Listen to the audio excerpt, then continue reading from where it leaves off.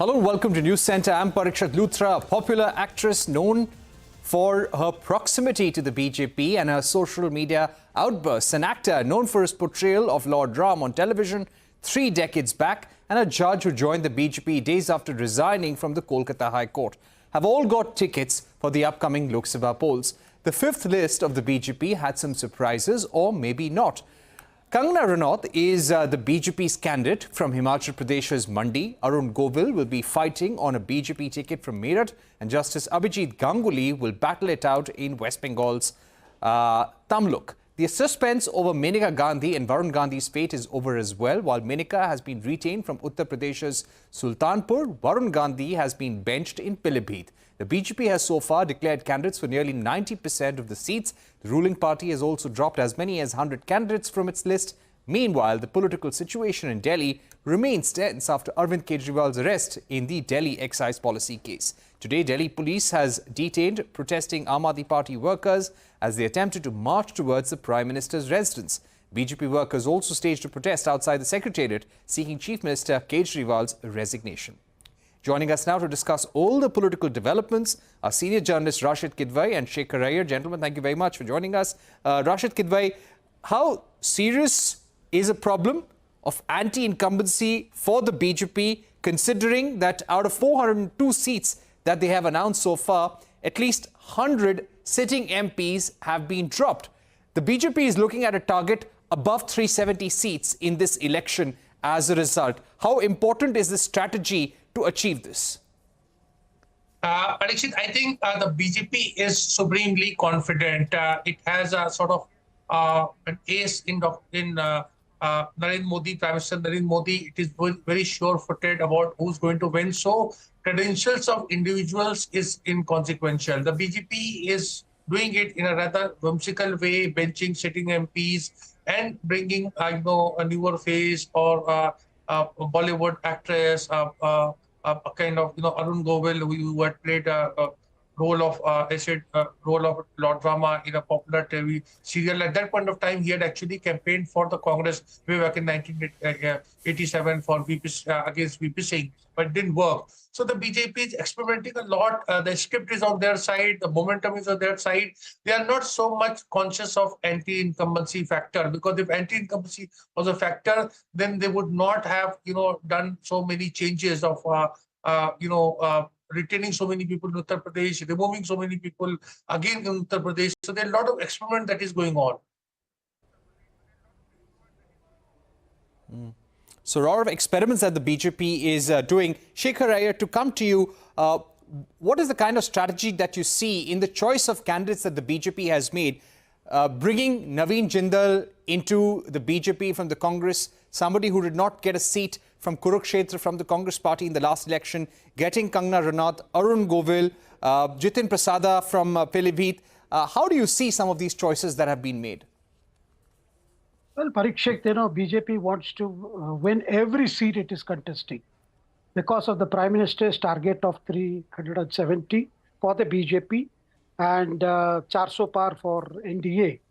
Now, the whole problem for the BJP is, even though the Prime Minister's persona is has overwhelming traction over the electorate, it is indeed concerned about some selected constituencies where the anti-incumbency of the sitting MP has been a major worrying factor. So that is why you find in many places they have made these changes, because this election is not about just crossing past that majority mark of winning 272.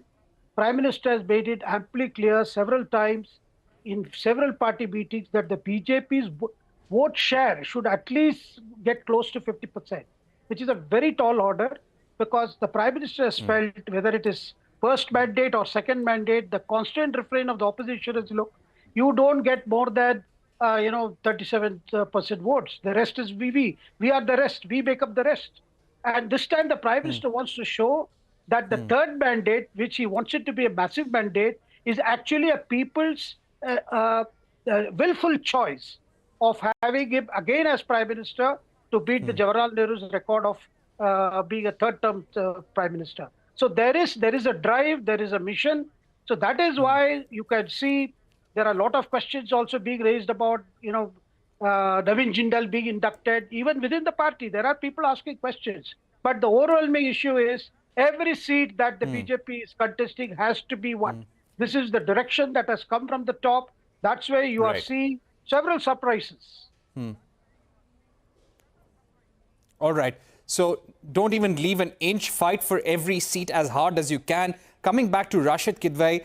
Rashid Kidwai, what do you think about the Congress's strategy so far as far as deploying candidates go? We have seen the Congress holding back announcements on Amethi and Raebareli. How do you see the Congress's strategy in terms of candidate selection so far?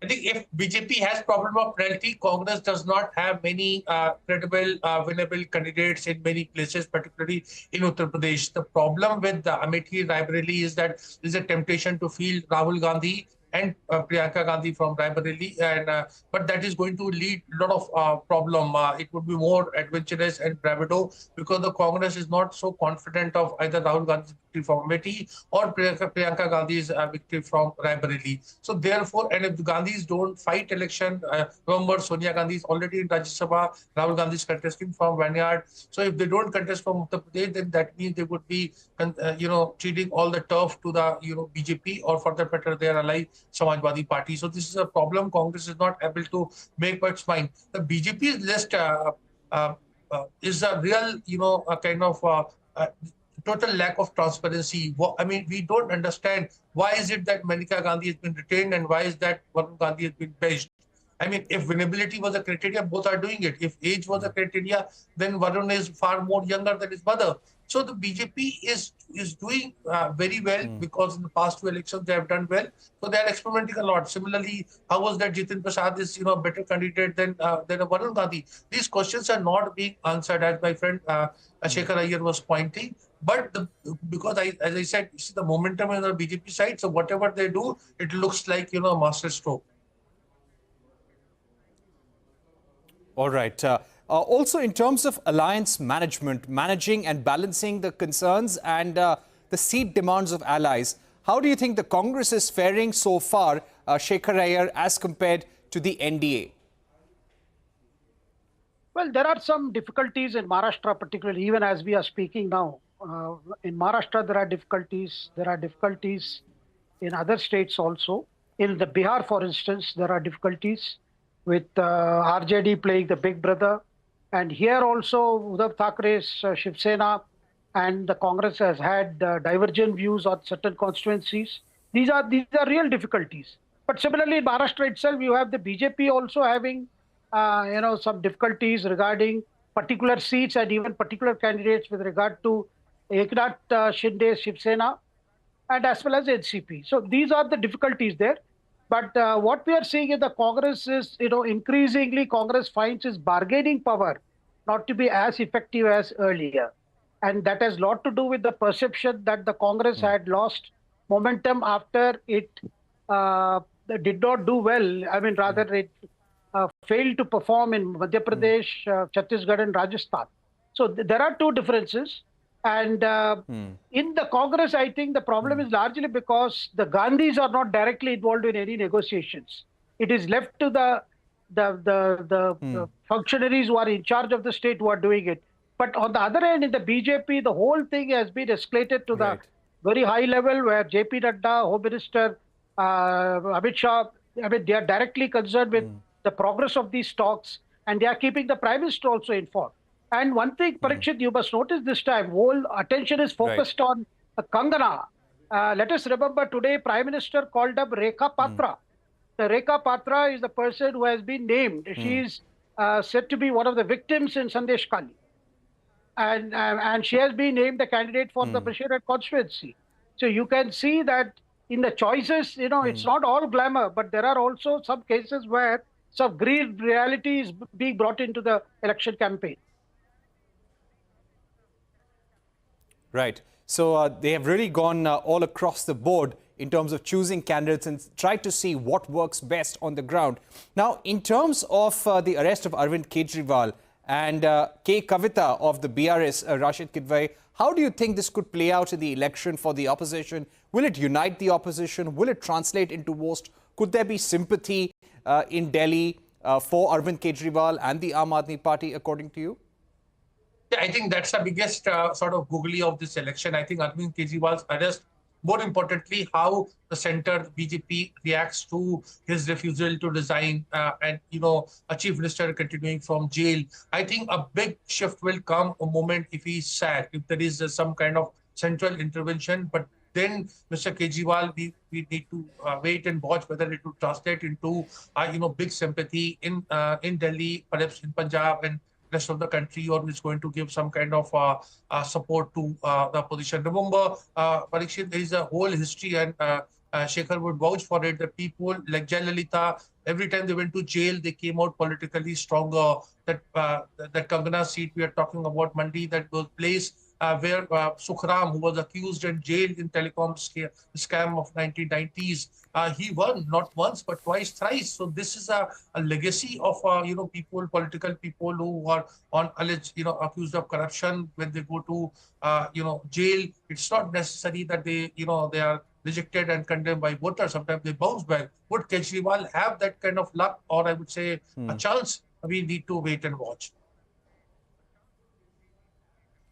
All right, we've completely run out of time, but thank you so much, Rashid Kidwai and Shekhar Iyer, for joining us on the program. We'll continue our focus on elections 2024, but we'll take a break. Coming up on the other side, Daimler India Commercial Vehicles expects the market to recover only after the Lok Sabha elections. A special interview with Satyakam Arya, MD and CEO of the commercial vehicle segment at DICV. We will also be speaking to the Managing Director of Sterlite Power. Don't go anywhere, those special interviews coming up.